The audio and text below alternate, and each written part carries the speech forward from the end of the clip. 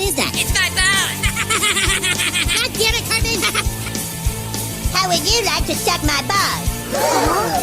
What did you say? I'm sorry. Actually, what I said was... How would you like to suck my balls, Mr. Darcy?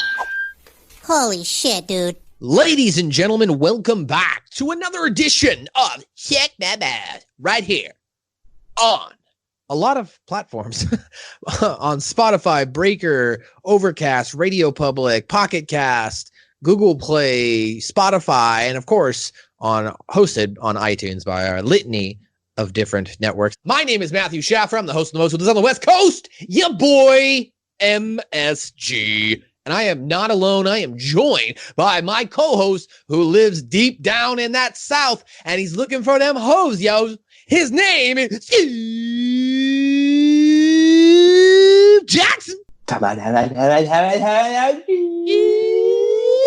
Elephant makes love to a pig, as we stated. 1997, guys. This happened on September 10th, 1997. Little did we know, 4 years and 1 day later, we would be met with, where were you? Them towers happened. But in this episode, the boys South Park try to force Kyle's pet elephant to crossbreed with Cartman's pet pig, my pet pig, for a class project on genetic engineering. Meanwhile, of course, Stan tries to deal with his sister, Shelly, who keeps beating him up. So this episode was hilarious, bro. There's so many freaking highs in this episode, so many new characters. And as we were talking before, while there was, I guess, a side story here with Shelly beating up Stan, it really, the whole main story was Kyle, Cartman, Kenny, and Stan at times trying to crossbreed an elephant with a pig for their school project. So the introduction of Shelly is... Hold on. Go ahead. Well, actually, they're not doing it for the school project. They're doing it because they thought it would be really cool to have pot-bellied elephants. Little ones that they could have inside. It just happened that they were going to use it for their... They weren't doing it for that. They were doing it so they could have these... Well, I mean, the argument could be made when they begin the episode at the bus stop and they said this would be a cool idea. They didn't have a formulated thought, idea, or process thought out yet, right? There was just saying, man, it would be cool if an elephant could crossbreed with a pig.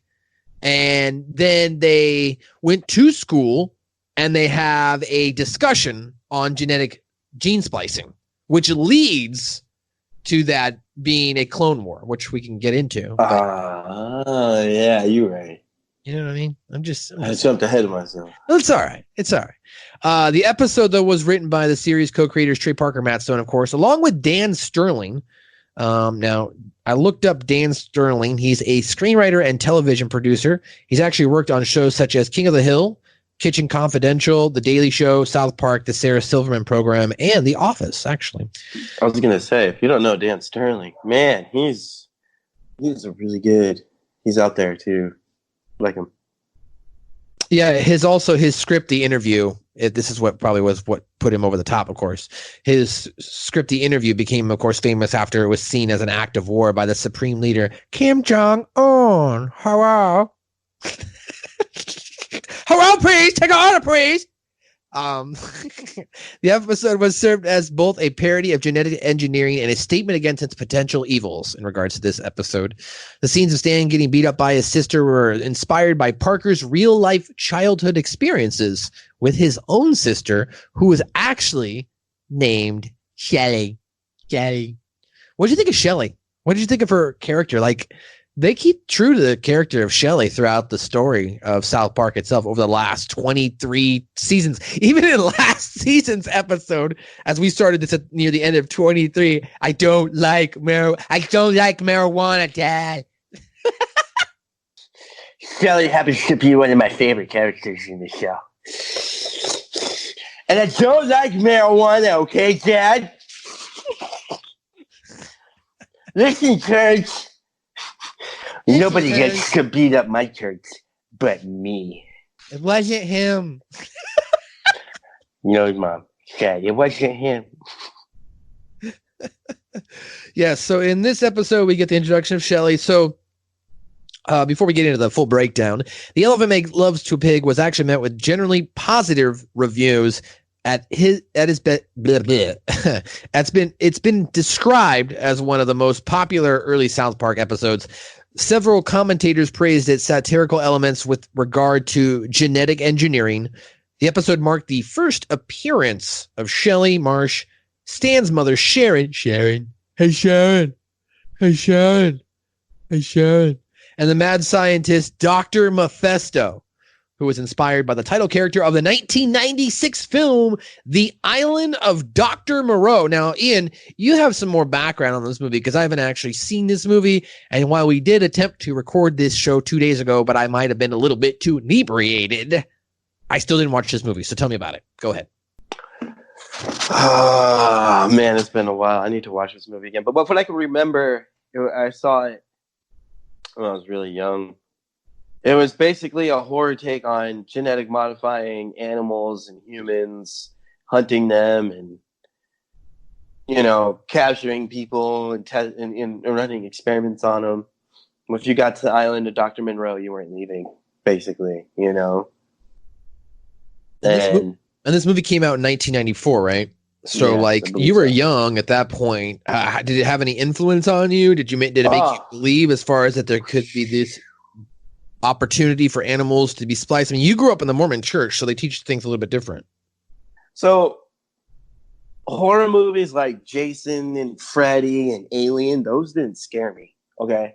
So, but with me, in the realm that's kind of realistic, movies freaked me the fuck out. Outbreak.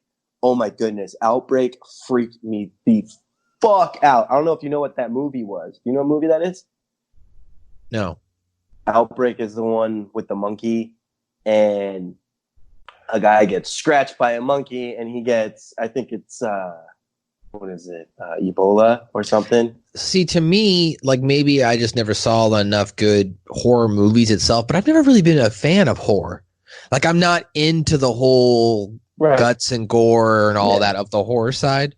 Now, I don't mind horror dramedies. You know what I mean? Right. You could even say that movie Us that was directed by Jordan Peele. That's kind of a horror dramedy kind of movie. You know what I mean? That movie is scary. Right? On the level of oh my God. So I don't mind mindfuck horrors, but where it's disgusting horror and it gets gory. It's just to me it starts to look too fake where I can't even believe it. Does that make sense? Right. And this is that drama horror where this will this is not in guts. Oh, okay. This is on the realm of possible because the way that Ebola can spread and stuff. So interesting. That movie was pretty scary.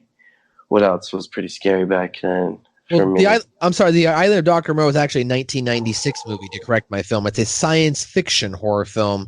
It was actually the third adaptation of the 1896 novel, The Island of Dr. Moreau by H.G. Wells. Of course, this film was directed by John Frankenheimer. John Jacob Jingleheimer Smith. That's what his name reminds me of.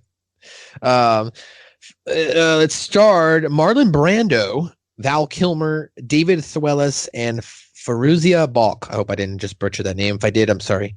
Screenplay is credited to the original director, Richard Stanley, and Ron Hutchinson. And in this movie, of course, the production was notoriously difficult, marred by issues with the cast, harsh weather, and a skyrocketing budget. Interesting. Well, that might be interesting to go down that rabbit hole and watch a YouTube video on that. And it's a pretty decent movie, but you got to watch it. You got to watch it. So the plot of this episode, though, let's getting back to this. The boys are waiting at the bus stop. Cartman notices that Stan has a black eye, and it turns out that his sister Shelley has been beating him up this whole time. So, they walk up to the bus stop. Cartman sees Stan. He's like, "You should beat you up again, huh?" Stan's like, "No." He's like, "Yeah, your sister kicked your ass." Your sister beat you up again, huh? No. Yeah, your sister kicked your ass. And then Stan's like, "Yeah, well, she's pissed off because she just got headgear at the dentist and she's taking it out on me." His best friend Kyle's like, "Yeah, that sucks, Dodo, to get your butt kicked by a girl, Stan." And then Cartman starts his tirades, and he does this throughout the whole episode. Where he goes, I would never let a woman kick my ass. If she tried anything, I'd be like, hey, you get your big ass in the kitchen and make me some pie. And then Stan's like, my parents don't even believe me that she beats me up. They think she's innocent and sweet, but I know that she's an evil bitch. Cartman replies to that. Just say, hey, women, you shut your mouth and meet some babies. And Stan's like, hey, Kyle, what's that elephant doing? So right up here, this point in the episode, Ian, there's clearly some sibling abuse going on where Stan's getting the shit kicked out of him by his sister. Now, at this point in the episode, she doesn't seem to be going through puberty, right? So she's lashing out in regards to the fact that she had to get headgear. She feels self-conscious maybe about the way she looks, that she doesn't feel good about herself. So unfortunately, she's taking it out on Stan. What do you think of this scenario? And have you ever, encountered any of family, friend members who weren't the best to each other? Listen here, Hermano. I have 6 sisters, so I know exactly how Stan feels being bullied by an older sister. It's not fun because they're older. They get the front seat. Oops. They get the front seat. And, I got stuck middle, feet on the hump. My sister chased me around the house with a knife. I got locked outside. My parents came home. What are you doing outside? My sister chased me around the house with a knife, and here I am outside. And the sister completely denied it. My parents are, on her side because she's older. She was the one babysitting. Told them that I went nuts being me, because I was young, ADHD, and out of control, apparently. It was just a little different. That's all. So, sister couldn't handle it. That's pretty funny. See, I was in the opposite. So like I had a younger sister. So I was probably more of the torturer, but I never hit my sister because I'm a good big brother. I would never physically hurt my sister, or at least, not intentionally. Right. Exactly. Not intentionally, right? Like if you rough house and you accidentally bonk her head or she falls off the bed or something, that's one thing. But yeah, I'm not like physically, trying to strike her down. But I did mentally like fuck with my sister on a couple different scenarios. Which we don't need to get into now. Maybe we'll do that another time. But I definitely messed with my little sister, and I'm sure that Stan felt that in this case, this scenario, he's like, what am I doing to deserve this? So like in your case, you were like almost hyper energetic. That was just who you were, and your sister didn't know how to deal with it because she was just a kid too. In this other scenario, though, Shelly's just beating the shit out of Stan because she's pissed. Stan's like, I'm not even doing anything, dude. So Kyle's got an elephant. Back to the episode. Kyle's got an elephant, right? The guys are like, dude, how did you get an elephant? Or where did you get an elephant? And Kyle's like, well, I ordered it. The ad said that it would take 4 to 6 weeks, but I got it in 3. He's all like super stoked on that fact. I got it in 3. I'm awesome. And they're like, oh, cool. And Kyle's like, no, not cool, bro. My mom won't let me keep it. Why? Well, because the elephant poops are as big as our house. Couch. I'm sorry. Dude, what's weird is like, I don't ever remember being a kid and like being able to order like elephants. Is there a way to do this? Is there a way to order an elephant online? No, but I think it's just, because around that time, the internet was starting to actually take off, and you can order things, almost anything online at this point. And now, even now more so. It's funnier now because who knows? You could probably go somewhere and find a fucking elephant. All of a sudden, you have a baby fucking elephant in your backyard. Like, I don't know, dude. They charge my card. I know that you can call somebody and order an elephant because I know Kabi, when he had his wedding, he had an elephant at his wedding because he's Indian, so that's part of like the tradition, right, of the marriage. Yeah. So like, so like I know that you can call, but I'm just curious, like if you can go online, just order it, or back then, was it like an 800 number? Like you just flip it, like Kyle is just flipping the channels. Hey, are you tired of not having a cool pet? Dog, cat, duck? Fuck that. you should get an elephant. And Kyle's like, yeah, I should get an elephant. Like, that's just a weird concept for this episode. You know what I mean? Like, I get the whole gene splicing episode, but it was just weird that they used an elephant. But on the same token, if you look at it from a broad spectrum, hey, it's the elephant in the room they're talking about, right? Huh? Yeah. Or it's like one of those ads in the back of the comic book where you can order anything from. You know what I'm talking about? You're like the X-ray vision. Order an elephant. Like, oh, dude, an elephant. So Kyle, of course, tells his friends that it's not good because they can't keep the elephant. Kyle decides that, what would be cool is, if you could keep a smaller version of an elephant, like inside the house. And they were like, oh, what would be cool is if we had like pot-bellied elephants, right? Essentially, what he was saying here. No, it's not cool. My mom won't let me keep in the house. Cartman says that's why my mom got me a pot-bellied pig, because its poop is small. And Kenny goes on to say, hey, guys, I talked to Garrison, and he told me that they're almost the same. So that's what Kenny said here, referring to the fact that an elephant or pig are apparently the same, Ian. So that brings me to the question about why the pig looked like Mr. Garrison, and I just got my answer. Well, I mean, come on, we had to think about that. You can kind of tell by the end of the episode. So the bus arrives. Mrs. Crabtree's like, hey, wait a minute, what is that thing? And Kyle's like, this is the new, and I'm saying this in the context of the episode, ladies and gentlemen, so I apologize if this word offends you, but he says, oh, this is the new retarded kid.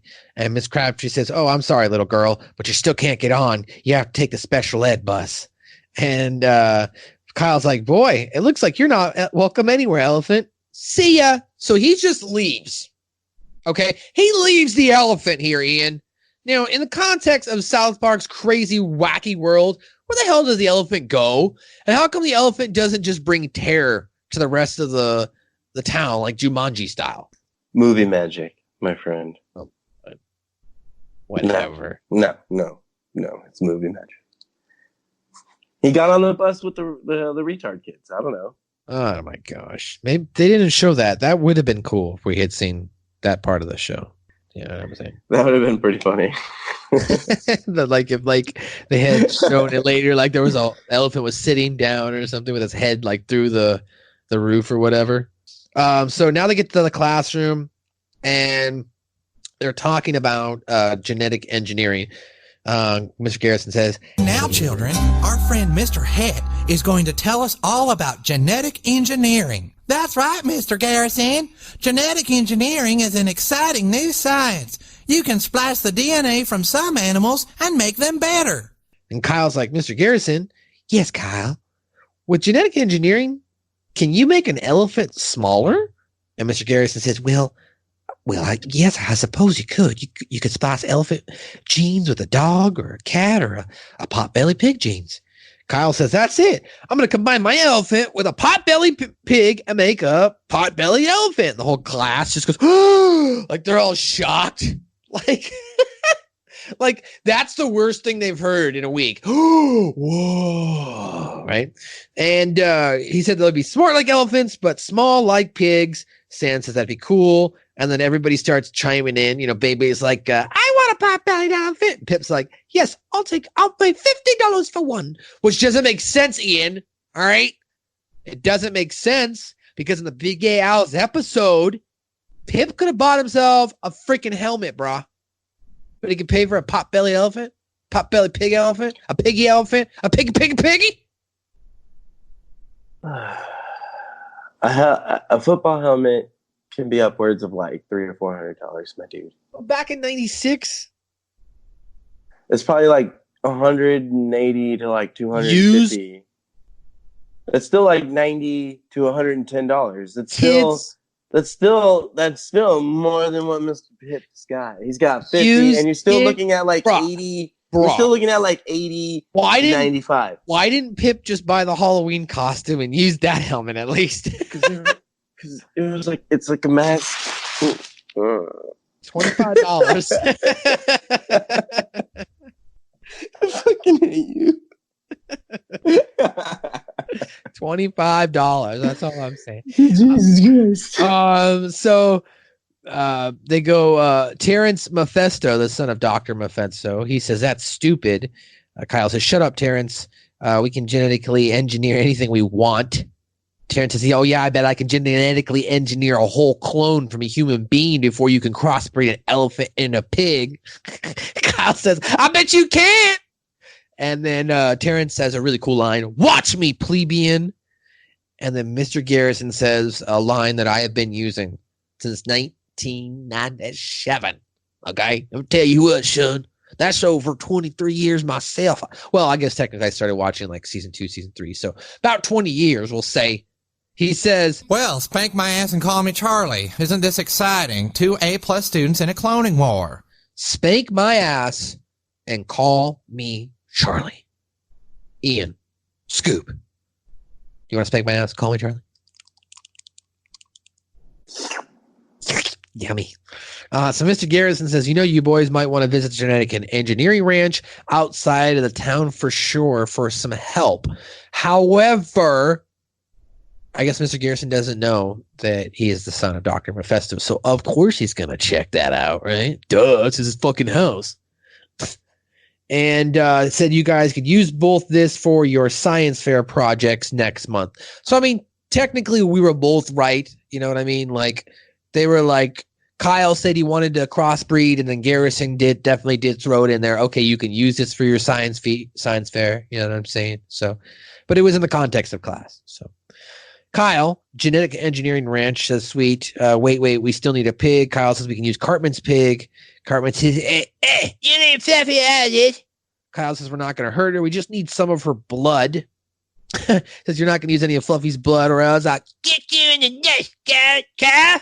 No. And Mr. Garrison then, of course, sits Stanley down. He asks him, what's wrong? I see that you got a black eye. Is someone beating you at home? And he says, yeah. And he's like, all right, we'll sit down and talk to Mr. Hat and have some hot cocoa. And then he starts talking about it. He's like, yeah, my sister.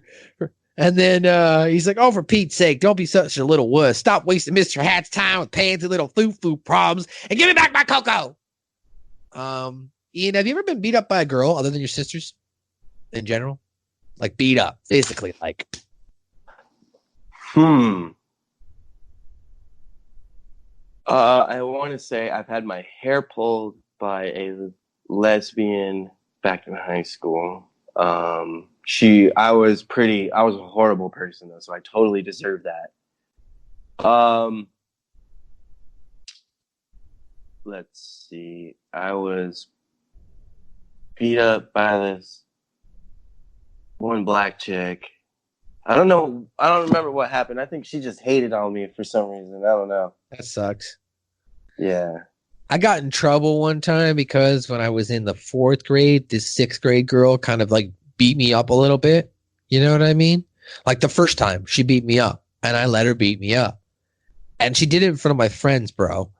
And I told my parents and they were like, well, it's good thing you didn't do anything, blah, blah, blah. We're proud of you. But then the second time, bro, she tried to do it again. And this time I wasn't having it.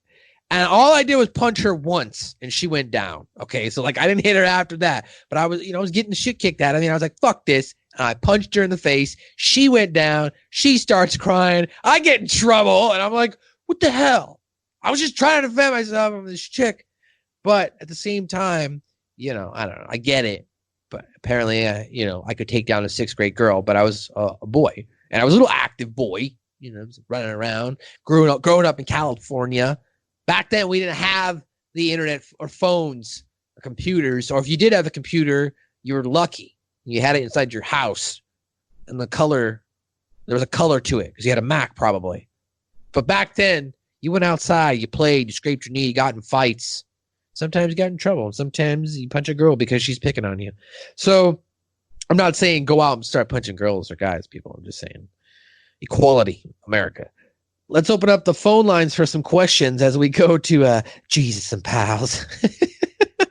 As we go back into Stan's house now. And this is where we get our first introduction of Shelly. Shelly turns to see Stan coming out of the sofa's shadow. She says, hey, you hear in the background is Robert again? Yeah, Jesus? Yeah, this is Robert. So Robert calls back in and Jesus passes. He's like that one guy. Do you ever listen to sports radio show and sometimes there'll always be like the same freaking people who call in? Are you one of those people, Ian? Did you call Mike and Mike in the morning a lot? They were on the air. Listen. That's why I said it, because I knew you did, asshole. Fuck you. You know what? Listen. Listen. Hey, Larry, Mike in the morning.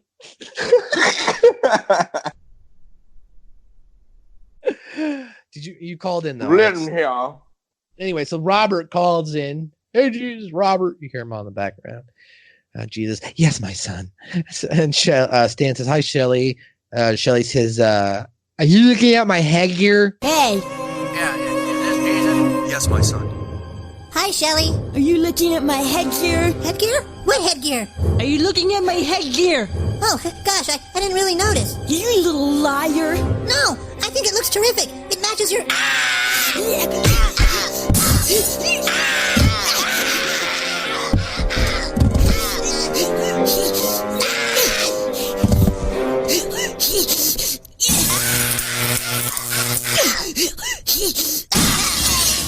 Ready to go, Stan? And all of his friends, that being Cartman, Kenny, and Ken, all show up. And they were all searching. They were ready to go. They're like, hey, you ready to go, Stan? We're gonna. And Stan's like, go where? And he's like, oh, to the genetical engineering ranch. So we got Cartman's pig. We're going to go splice its genes. Cartman's like, nobody's splicing Fluffy. And Shelly's like, I swear I'm going to kill you, Stan. Cartman's like, if some sissy chick ever tried to kick my ass, I'd be like, hey, you missing? Why don't you go get me a swear before I stab you in the face? And Shelly's like, who said that? And Cartman points to Kenny. So now they find the genetic. Who said that? Now they find the genetic engineering ranch. They start arguing back and forth. You know what I mean? Stan's like, quit being such a baby. And Cartman's like, baby? Well, you said I would get my ass kicked by a girl. And then Stan says, yeah, well, at least I'm not a little pig fucker. Okay, Fluffy. I won't let them hurt you. It's just a stupid pig. Yeah, quit being such a baby. Baby? Well, at least I don't get my ass kicked by a girl. At least I'm not a little pig Hey, I'm taking my pig and screw you guys. I'm going home. Hold on. Did we miss the part where I think Kenny says, yeah, fuck your sister in the butt? I don't have that down. Where did that happen? Oh, where is that at? When Stan, I think the second time or the first time, I don't know. My bad. No worries. It's a good point to bring up. But basically, Kyle and Stan are egging on Cartman. Cartman eventually says, you know what? Yeah, I'm going home. It's a dumb idea, stupid idea anyway. And Kyle's like, what the hell do you know? You sweaty, fat mongoloid. You never got a higher than a D. And then Cartman says, well, hey, why don't you go back to San Francisco with the rest of the Jews? And Kyle's like, there are no Jews in San Francisco, you retard. And Cartman's like, I kick you in the nuts. And so eventually Dr. Mephisto shows up. And they're like, oh. And he's like, Kyle's like, yeah, we wanted to crossbreed a pig with an elephant. And Mephisto's like, brilliant idea. Huge elephant-sized pigs. Kyle's like, no. We want to make little pot-belly elephants that people can keep in their houses as pets. Oh, that's even better. Come on in. Pig and elephant DNA just don't splash. Right? So he goes, I'm so pissed that you children are I'm so pleased, I'm sorry, that your children are so interested in genetic engineering. And Cartman's like, it's okay, Fluffy. Nobody's gonna hurt you. And then Mephisto's like, it's thanks to the wonders of genetic engineering, and soon there will be an end to hunger, disease, pollution, even war. I have created these things that will change for the better. For instance, here's a monkey with 4 ounces. Which, like, how does that make the world a better place? Yeah, at first, when I first saw this, I kind of expected some kind of weird monster or something, but a monkey with 5 asses. What? Correction, 4 asses. 4 asses. So. Not yet. I play a monkey with 4 asses. Even Kyle asked the question, how does that make the world a better place? Beth's like, and he, of course, is my 4-assed ostrich and my 4-assed mongoose. And Stan's like, do you have anything besides just animals with 4 asses? Here I have rats spliced with ducks, and gorillas spliced with mosquitoes. And here I have rabbits spliced with fish to make little bunny fish. Hey, these bunny ears are tied on with little strings. He's like, oh, yes, I suppose. Yes, over here I have a rat spliced with ducks and gorillas spliced with mosquitoes. And so they look legit. And then it goes, and here I have a rabbit spliced with the fish to make little bunny fish. And they're just little bunny ears tied on to the fish. Oh, man. Cartman even calls it out. He's like, hey, these bunnies just tied on this fish. And over here, Swiss cheese spliced with chalk and a beard. And Kyle says, well, what about our potbelly elephant? Mephisto says, well, hey, sorry, children, but pig and elephant DNA just won't splice. Haven't you ever heard the song by Loverboy? Pig and elephant DNA just won't splice. And then he says, although maybe I could help you add a few asses to that swine of yours. And Cartman says, you can keep your hands off of that. Mephisto says, it's amazing what we can do with the little blood sample these days. And then he pricks Stan unknowingly and takes some blood from him. The boys run out, freaked out. They're scared now. You know what I'm saying? Now, go ahead. Now, if you look closely at that little vial container, each of those little things are a color of the boys. Interesting. Now, do you think each one is one of them? Do you think? Could that be? Yeah, could that have been the initial plan? He was just going to try and get a DNA sample of one of them, no matter what. Right. And so he had one for each of them, whichever one was closest to him, that just happened to be Stan. Right. That's a good point. Big job. So here's what they're in the cafeteria now, and I don't know if you caught some of the lines, but this was weird. They have the Jewish kid, and he's hanging out with Jason, the whites. The whites never, no one ever does anything for the whites. Whites always standing up for people. That guy. So Jason White, he's early in this episode. The Jewish kid is eating lunch with him, and the Jewish kid says, the fish is just hurting my anus. And Jason says, nah, it's pretty fresh. This fish is just hurting my anus. Nah, that's pretty fresh. Did you catch that? What? Yeah. What does that mean? So I'm guessing the Jewish kid is saying that the fish is hurting my anus, meaning that he ate the fish and it's giving him diarrhea, so it's hurting his anus. But the response from Jason of, nah, it's pretty fresh, that's weird. Like, is he saying for him, it's not hurting his anus, it's just fresh, like it's just gliding out? I don't know. A little confused there. That's a good question. Yeah. It's a good question. You can tweet us, guys. Let us know at hashtag #SuckMyBalls. Use the hashtag #SuckMyBalls. Tweet at us at @SuckMyBallsPod. And find us on Instagram and Twitter at @SuckMyBallsPod. On Facebook at SouthParkPod. You can also email us at SuckMyBallsPod@gmail.com. Of course, shout out to our supporters, RatSaladReview.com, VoicesOfMisery.com, voiceofmisery.podbean.com, and hackerhounding.podbean.com. So Jason, after saying that, then Cartman says, I'm sure hungry. This is where Pip says, Hello, gentlemen. Any of you blokes know what's for lunch today? Lunchy munchies? Go away, Pip. Nobody likes you. Yeah, what kind of name is Pip, anyway? Well, my father's family name being Pirip, and my Christian name Philip, my infant tongue. God damn it! Will you shut the hell up? Nobody gives a rat's ass. Yeah, go away, Pip. Yeah, go away, Pip. Righto. So Pip walks off. Cartman says, yeah, fed people piss me off.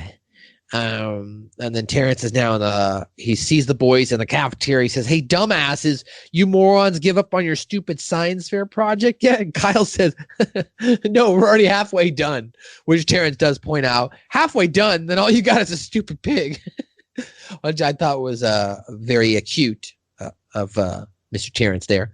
Why do you think that they created a character like Pip? You know, what's the purpose of a character like Pip? You know, because like eventually, even while they do have Butters that kind of takes over that role, Butters kind of evolves into a lovable character, even to the point where the boys, you know, they may rag on him and fuck with him, but at the end, you know, they know the Butters can come back hard. So, I mean, why do you think they created a character like a Pip, and why do you think they chose it to be an English character? I think they like to make fun of the English and the Brits. Like, I think it's kind of just nobody's safe. You know what I mean?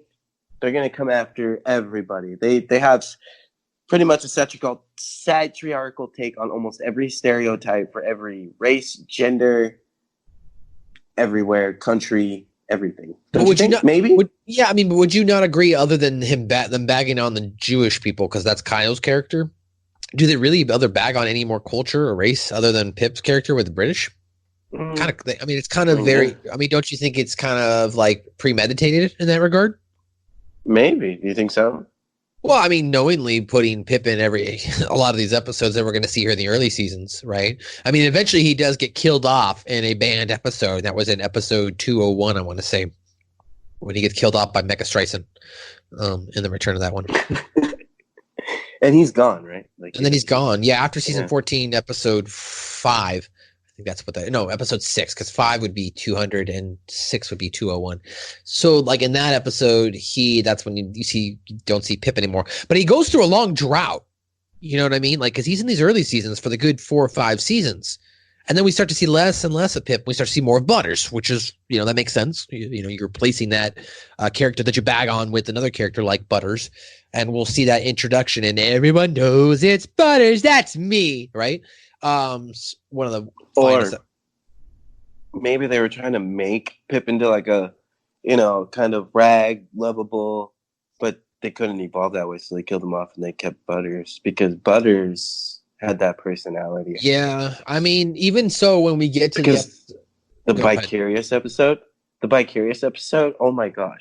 That for character development on Butters is one of my favorite. That one is good, and I also love the episode where everyone thinks he's got multiple personalities. Yes, Inspector Butters. Inspector Butters is on the case. Archaeologist Butters. Big rig Butters coming in 10-4. His dad's like, Butters, are you there? Yeah, Dad, I'm here. He's back.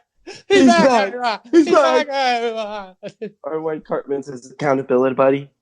His accountability buddy. That's a good one too. When they go Pioneer Village.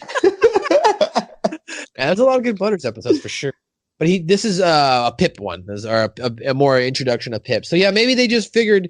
You know, I think what ruins Pip, to be honest, is they tried to give Pip his own episode, which we'll talk about. Probably my worst episode of South Park ever. And I think that episode is what turned people off to Pip.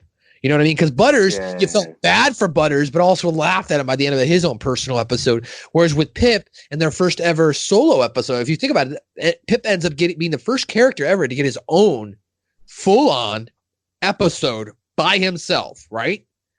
And his story but even though it's based on a book, Oliver's Tale, it's still horrible. Anyway. So back to this episode. Before we want to diatribe more about Pip, because I just don't like Pip.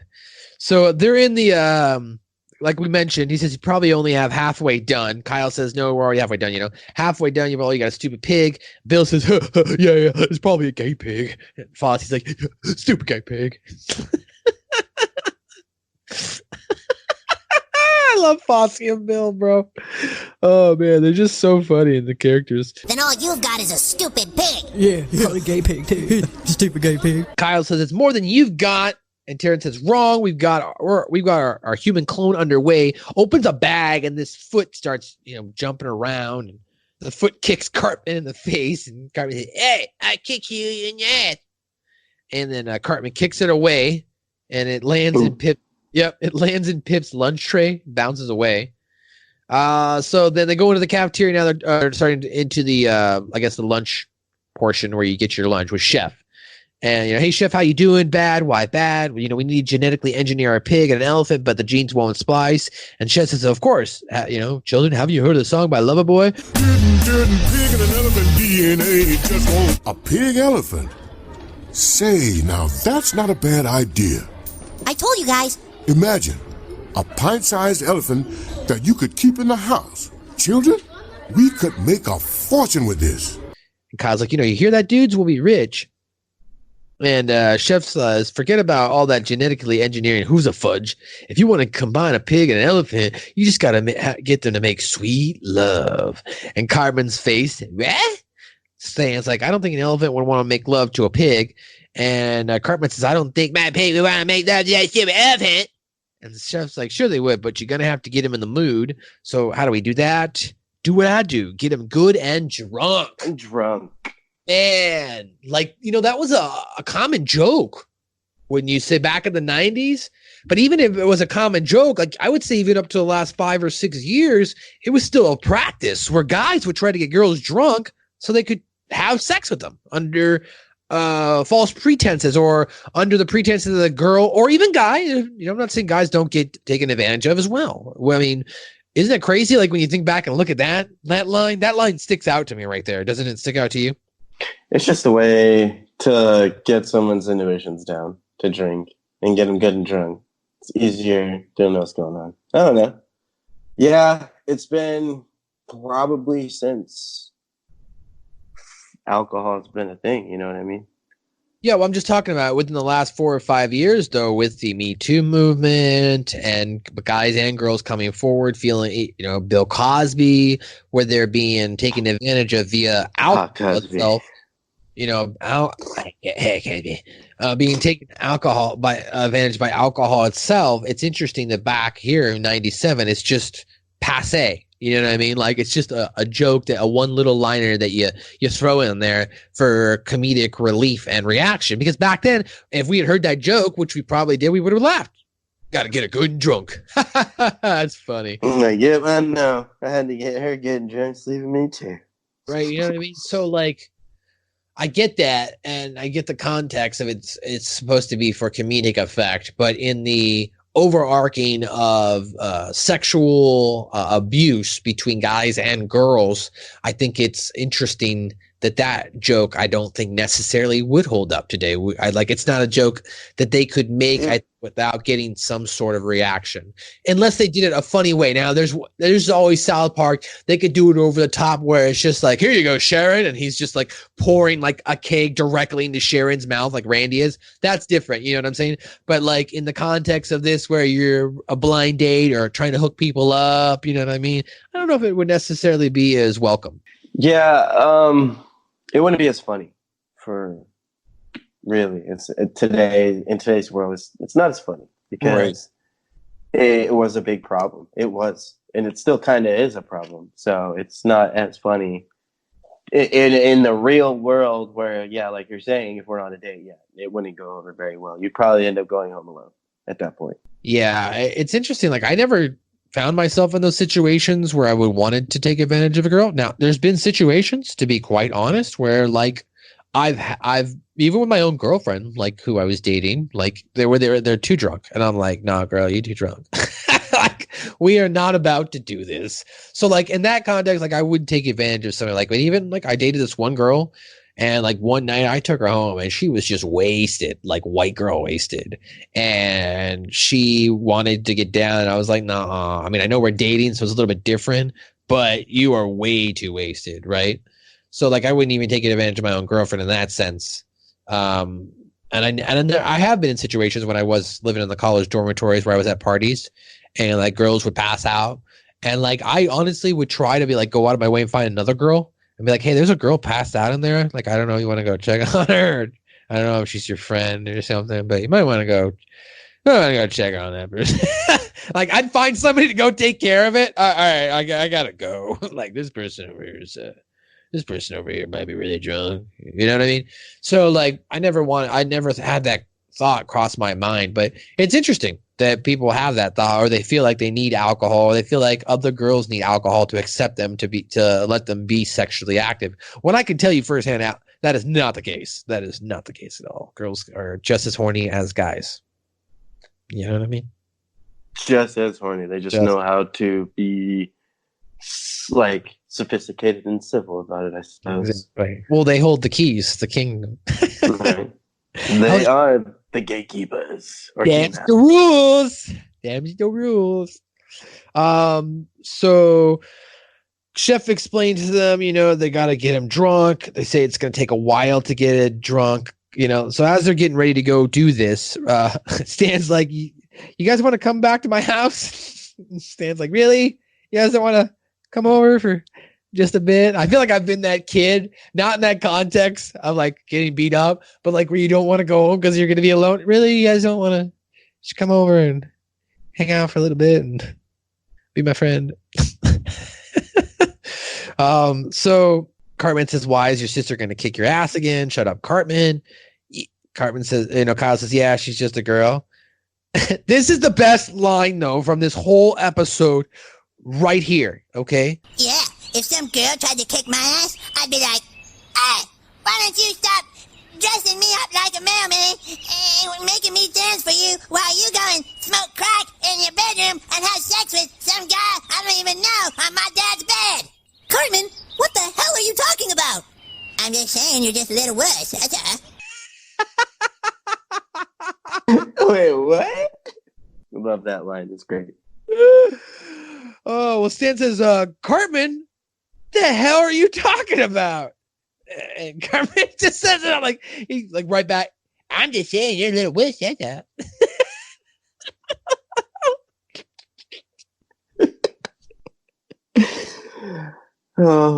Oh my goodness. Oh, such a comeback there. I'm just saying, just a little weird.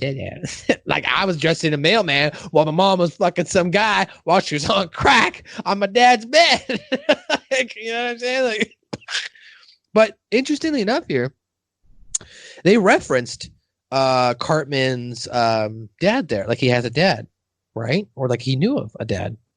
Even though we know, in fact, Cartman does not have a dad right now. We'll find out later, of course. Did we ever find out who his dad ends up? Yeah, we do. Season 14, episode 5 and 6, the banned episodes. Oh, that's right. Yeah. So, but interestingly enough, though, in the original, like one of the original produced show, like pilots, I guess that Cartman did have a dad. You can look it up on the internet. They actually had like a fixture character for his father. So he was. That's why he initially, I guess, maybe even referenced it here, right? By saying that whole thing, like, why don't you stop dressing me up like a mailman and making me dance for you while you go and smoke crack in your bedroom and have sex with some guy I don't even know on my dad's bed? That's fucked up, bro. Fucked up hard. Anyway, Kenny says, oh, this is what it is. This is what you meant by the line here. Kyle says, Stan, you can use family as a love as your weapon. Just say, next time she's going to kick your ass, just say, Shelly, you're my sister and I love you. And this is where Kenny says, and I want to see you handling your breasts.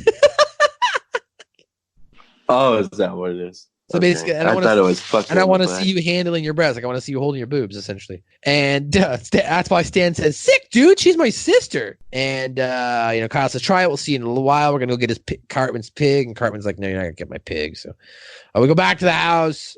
Shelly once again beats the crap out of Stan, with Stan saying, someday I'm going to be bigger than you and you're going to wish you'd never done any of this to me. And Shelly says, you'll never be bigger than me, Stan. Now we go back to the genetically engineered location, the layer. And this is where we find out that Terrence's father is Dr. Mephisto, because Mephisto says, beautiful, it's beautiful, my son. I think we finally done it. And they have a fetal version of Stan in the incubator. And then Terrence says, yes, Dad, we have my very own human clone. And then Bill and Paul. Not there. We're not there yet. But Bill and because he's still a little like a fetus right now. But this is when Bill says, hopefully not a gay clone. And Fosse goes, yeah, that was stupid. Yeah, that was stupid. Like admitting to themselves that was a stupid joke itself. Okay, so now we have the reappearance of the elephant. It just out of nowhere, Ian. I don't like that. They could have at least given me logic. Where did the elephant go? Did it go home? Did it just stay at the bus stop the whole time? Did it run rampant on the town? Did it kill people? Did it take the bus to school? Did the elephant have classes? Was the elephant at the top of the student in the class? The elephants are supposed to be smart, right? These are the questions I have. Skip. Elephants are very smart. And maybe he just kind of chilled there and knew that they would come back because elephants never forget. Ooh, that's a good point. So out of the hills somewhere, we see Kyle is pumping a keg to the elephant. And, says, come on, Kyle, keep drinking.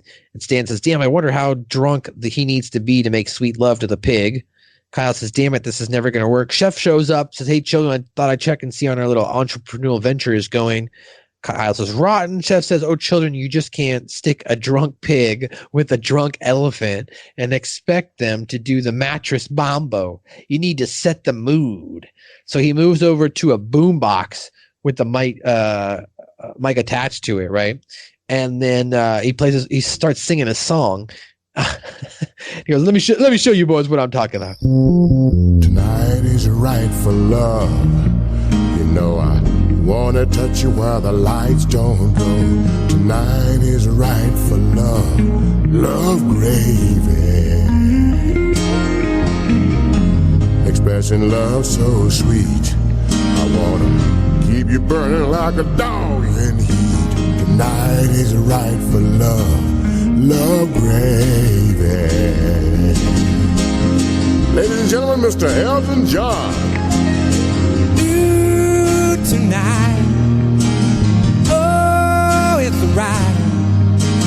Ooh, tonight is right for love. Love gravy. Thank you, Elton. Tonight is right for love. Love gravy. Now I want to say that people thought Elton John really came onto the show. They did. I did too. They did. I thought for a second that was Elton John. Even on one of my rewatches recently for this episode, I was like, "Is that really Elton John?" And I kind of when I was like really looking into it, I was like, "Oh no, that would have been sweet," but it's not. No, it's not. It's definitely Trey's voice. You can hear it. It was Trey. It was definitely Trey's voice. You can hear him saying it. Ooh, tonight. Ooh, it's right. Ooh, tonight is right for love. Love gravy. Anyway, so after that, Chef's like, now gather round, children, and watch the wonders of life, the beauty of Mother Nature. And then you just hear like squealing sounds from the pig. And Kyle's like, and Stan's like, sick. And Cartman's like, Chevy. And then Chef just makes a very funny line in passing. Now I know how all those white women must have felt. So apparently, Chef's love shack is just a love machine. He's got a long schlong. He's got a long dick style. I'm here to fuck your wife. So inside the South Park Genetic Engineering Ranch now, a big mutant version of Stan is in the incubator with a very long left arm. Mephisto, Lucius, our creature, has come to fruition, boys. Terrence says, Dad, you're the best. He says, oh my God, he has only one ass. He's of no use to me. I'll have to burn the room. Then Big Stan breaks out of the incubator, and Mephisto says, oh no, the entire experiment is turning out very bad. And then Big Stan says, me bad. And then Big Stan throws the 4-assed frog against the wall, killing it. Egad, he's out of control. We'll have to destroy him, says Mephisto. And then Terrence says, but he's our science fair project. And then Big Stan says, me bad. And then what does he say, Mr. Scoop Jackson? What does this man say? Chop. A baba, a chewy chop. And Mephisto says, such a weird lingo. A chewy chop, a chewy chop. So this is an interesting take, like, because here's like potentially the dangers of cloning and genetic splicing of DNA, right? Things go wrong, and the development of this clone's brain was at such an accelerated rate that it hasn't had the ability or cognitively to create the moral skills necessary to understand what's between good and bad. So it literally associates good just to being good and bad just being bad. So when he hears he's told he's bad, instantly, rather than knowing to himself, oh, I'm not bad, he goes, I'm bad. Do you see this as a way, Ian, of potentially clones taking over the world? I mean, what are your thoughts on clones? Are you afraid of them? No, I'm not afraid of them. There'd have to be a lot more clones than us. I think, I don't know. It could be scary. Like the clone army from Star Wars. Someone was cloned over and over and over and over again, and it's just some mind-controlled army. I suppose that could be scary. Do you have Disney Plus? Yeah. Okay. Have you checked out the National Geographic section yet? Mm-hmm. Okay, there's this show on there. I forget what it's called, but look it up. It's like, because there's not a lot on the National Geographic. So just look it up. It's under the series section. It has something to do with like, where will we be in like 1 million years from now or something like that, right? And one of the episodes was on clones, dude. And it was freaking freaky, bro. Like, because then they had like this guy, his daughter gets into a car accident and his daughter dies. And so they get his daughter cloned. And then his daughter grows up and they love her and treat her the same. And at that point in time, though, clones have become so integrated into the society that you don't know who's a clone and who isn't anymore. I mean, that's what freaks me out the most. Yeah. Who's real and who's not real. And then also, do clone if we do have a abundance of clones, do clones have the same rights as humans? Like, if a clone commits murder, are they going to be executed? If somebody kills a clone, are they going to be prosecuted? You get what I'm saying? Like, it's just such a weird gray area. And that's what really freaks me out. But then again, they could just go ahead and create a drone clones like Star Wars, and that would probably solve all our problems, apparently. I don't know. Star Wars predicted it, right? Right? So, you win So anyway, some, you lose some. Big Stan jumps through the window, tears down the ranch gate entrance. Mephisto says, "Oh no, son, you've made a horrible mistake. You put all the people of South Park in jeopardy." And Terrence says, "They're all stupid anyway. Come on, guys." And Bill's like, yeah, they're all gay. And then back on the hill, we get a shot of Fluffy and the elephant sleeping together. And Kyle and Chef and them are all, they're all waiting for him to wake up. And they're asking, when's he going to wake up? And Chef's like, oh, they will. It's going to be an ugly sight. And Chef says, usually Mother Nature wakes up about 9:30 in the morning. And then, he goes, oh, here we go. And then the elephant and the pig both wake up. They both look at each other and they both are disgusted. And then Chef says, yep, nothing worse than getting all drunk and waking up next morning next to a pig. And then Fluffy looks up the elephant and begins crying. And then Chef says, or a big fat elephant. Now, I will tell you, Ian, God is my witness, even though I don't believe in your God or anybody's one true God, but the God at the end of the universe or whatever you want to call him. I've woken up with some ladies the next morning that I was not too happy with. Okay. Sometimes when you're on the road and you're playing music, Ian, you take one for the team. You know what I'm saying? You take one for the team. Yeah. Yeah. You know how this story interludes as well is the fact that while we were getting it on, I had South Park boxers on. No joke. And she was like, wait a minute, you like South Park? And I was like, yeah. And she was like, ugh. And at that point in time, I'm going to be kind of honest with you, and I was a little turned off. I was like, oh, you don't like South Park? Well, fuck you. Have you ever woken up on the wrong side of the tracks, Ian? Have you ever woken up with a pig or an elephant next to you? I decline to answer. You declined to answer? Who hasn't, man? Who has woken up next to someone they don't want to wake up next to? Well, apparently, if you're really hot, you probably don't have that problem. Oh, you have that problem. Everybody has that problem. Waking up next to someone they don't want to wake up next to at one point or another. Interesting. Okay, I just meant from more of like the pig and the elephant standpoint, not just waking up someone next to someone. You know what I mean? It happens. It happens. All You right. drink enough tequila. Drink enough tequila. I guess that's true. Seth Rogen, he's a perfect example. Just watch the movie Knocked Up. They're talking about when is the pregnancy going to happen, or when do we know they're pregnant? And Chef says, well, we're not going to know that for a couple of days. And Kyle says, well, a couple of days, but Terrence is going to have his human clone by tomorrow. And Cartman's like, well, good job, Einstein. Why don't we just build a rocket in the meantime? Then Kyle punches Cartman. Cartman says, hey. Then Mephisto approaches. He says, oh, thank Buddha, I found you boys. You must tell me, have you seen anything odd lately? Stan says, well, we just saw an elephant have sex with a pig. We saw an elephant have sex with a pig. No, I said odd. And I'm like, wait, that's not Like, odd? that's not odd. Like, that's not... What?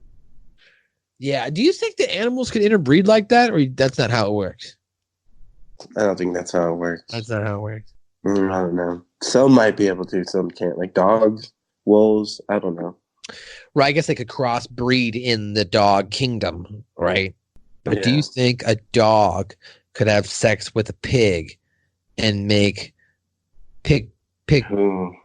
It's a good question. Pig pups. It's a good question. So maybe, I don't know if you could naturally, but maybe if the pig was like artificially inseminated. So if we red rocket a dog and then inseminate the pig with the semen. God damn it. If we red rocket. Look, see, it's red rocket. If we red rocket the dog and then collect the semen and then inseminate it into the pig, maybe we could make pig pups. And if somebody out there owns a farm, wants to try it, let us know. We'd like to film it. Be interesting. I mean, we don't want to film you jacking off the dog, and we don't want to film you inseminating the pig, but we'll film the birth. That'd be interesting. Basically, he says, no, I said odd. And Chef says, hey, you're that crazy cracker from up on the hill.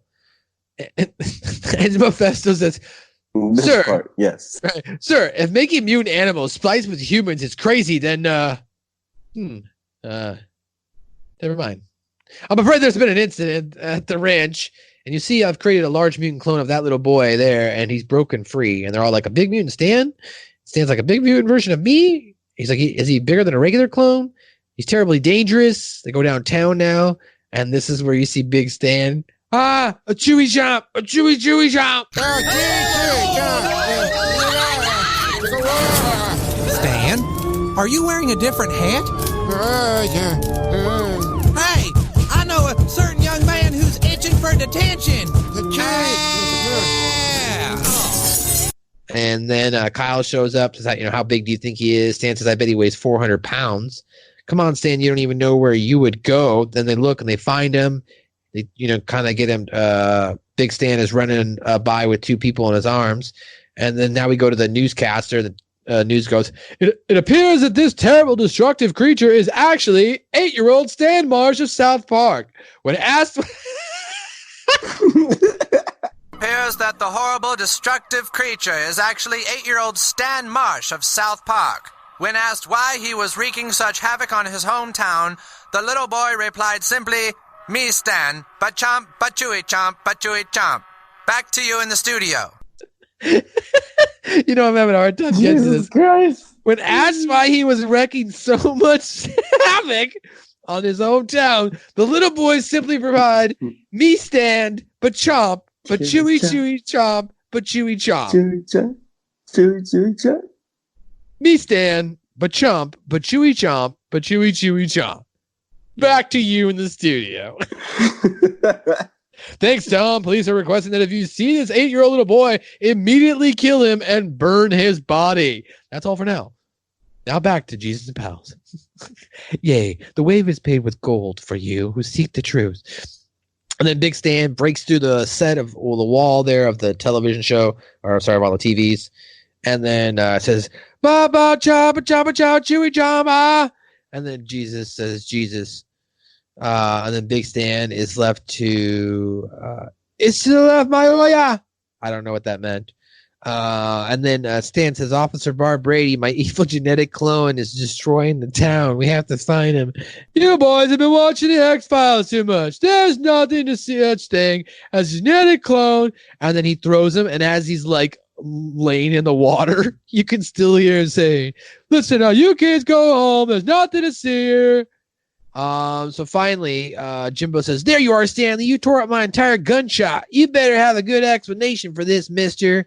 And then Garrison shows up. "What the hell's gotten into you, Stanley? You've got severe lunchroom, mister." Severe lunchroom duty, I'm sorry. And then Jimbo says, "I'm going to go have a word with your father." And Mr. Garrison says, "Wait till your father hears about this." They finally find him. Pacha, pacha. And then Stan goes, Stan goes, "Stop." And he goes, chop. That guy goes, "He recognizes you, dude." Stop! Baba Chop. He recognizes you, dude. That's good. That's good, dude. Just calm down. Big Chop. What should we do with him? Stan, how would you like to go home and meet your sister? Yeah. And Big Stan's like, yeah. So we go back to Stan's house. And he says, "So remember, Shelly's the big wire coming out of her mouth and a metal plate on her back. And when you see Shelly, you kick her ass. Shelly bad. Shelly very bad." And Big Stan goes, "Me bad?" Stan's like, "No, Shelly bad. You good." But then Stan freaks out. Shelly finally comes in. She breaks it up. They break up Stan. Chewy, chewy, chomp. And then Mephisto eventually comes in, takes a gun, just pulls it out. Another episode where guns are just nonchalantly used here in South Park. Nice little Easter egg there. And boom, he just shoots right in front of the kids. The clone, which brings me back right to my... in front of them. Yeah, that brings me to my... that's why I was asking that question earlier in the context of, if you shoot somebody, that being a clone, is it considered murder? It could go both ways because it's still alive. Or, I don't know. Yeah, I'm not sure. So it's an interesting topic to think about that,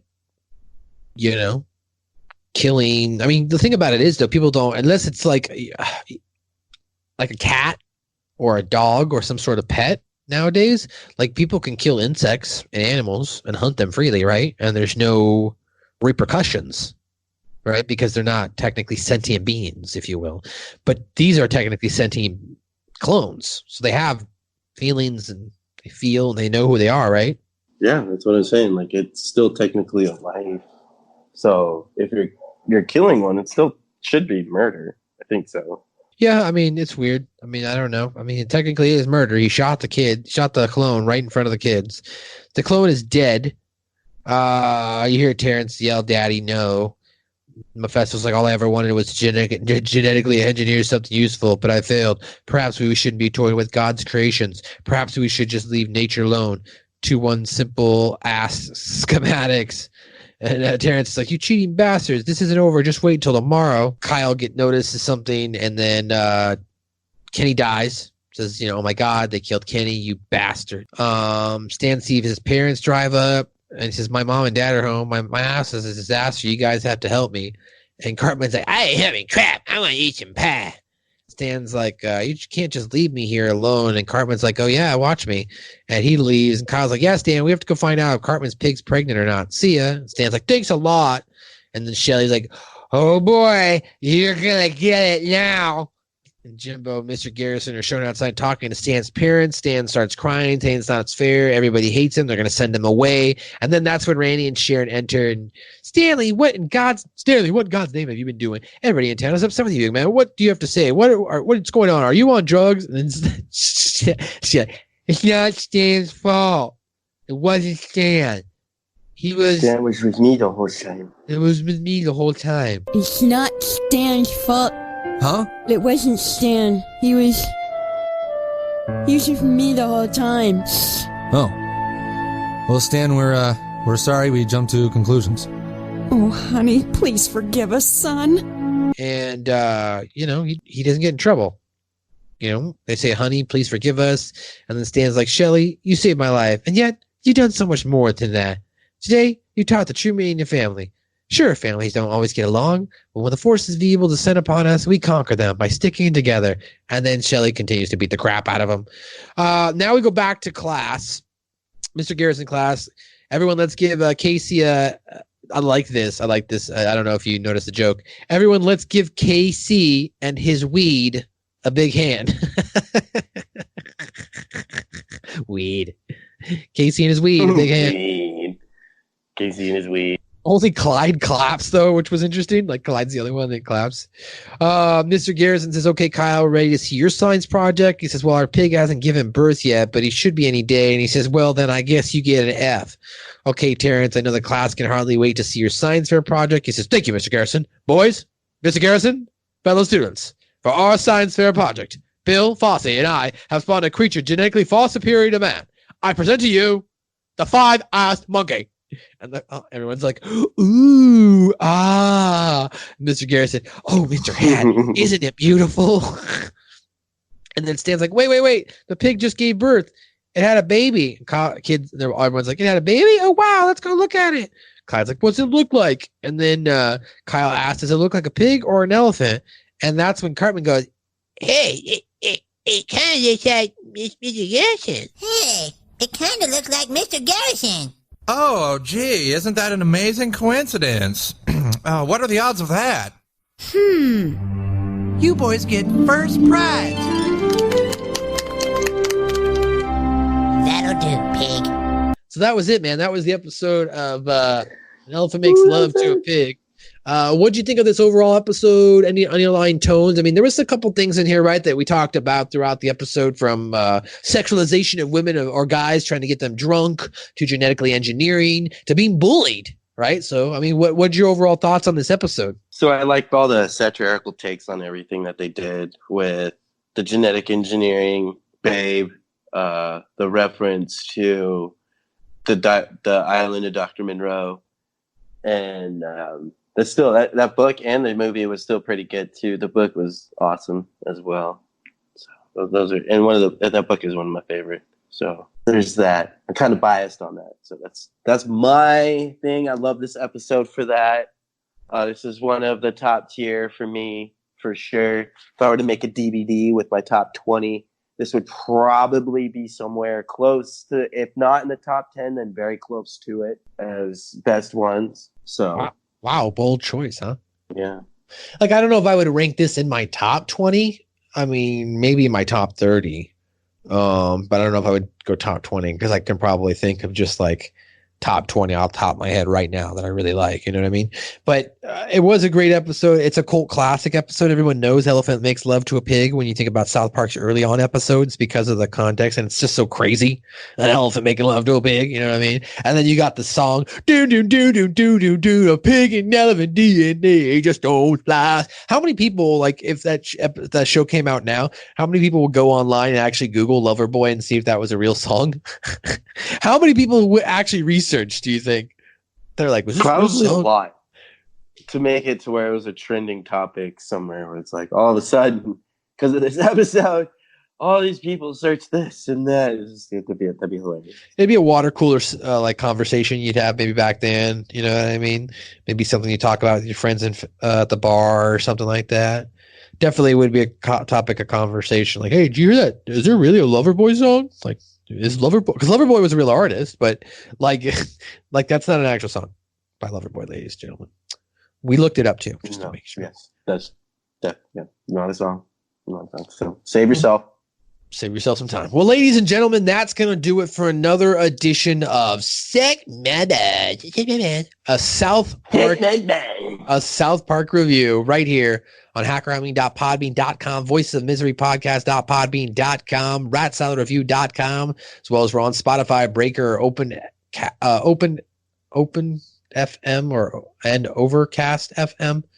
and Open Casts, and then Pocket Casts, and then Radio FM, and then Pocket, and then Radio Public, and Breaker, Spotify, Google Play.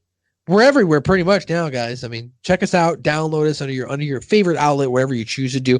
Hey, if you guys like the show and maybe you want to throw us $1 or $2, you can go to anchor.fm/suckmyballs/support and become a monthly member. It's kind of like Patreon, except we don't give you anything. You just give us $1. So if you want to pay us to do nothing, so that way we can start up, cash in, sell out, and bro down. And that doesn't mean later on down the road, once we get going and get a little steam and some exclusives here and there, somehow there won't be some definite, for our first few supporters, we'll definitely keep you in heart. And later on, when there's some sweet things, they'll be coming. Do you not know the Cartman model? We are paying to do nothing. So hit us up at suckmyballspod on Twitter, Instagram. Email us at suckmyballspod@gmail.com. And of course, find us on Facebook at SouthParkPod. I'm your host with the most of this on the West Coast. You can follow me on Twitter and Instagram at Matthew_Schaffer. And this is my Scoot Jackson for another episode of Check My Balls. Scoop. You can find me at the Twitter at SuckMyBallsPod. I'll be there. If you have any questions or anything, you want to get at me with some Magic the Gathering too, maybe. I don't know. Anything you want to suck some balls, get at me at the pod Twitter. That's right, guys. See you guys. I'm going home now. Take my bed. Take my bed. Take my bed. Take my bed. That'll do, pig. That'll do.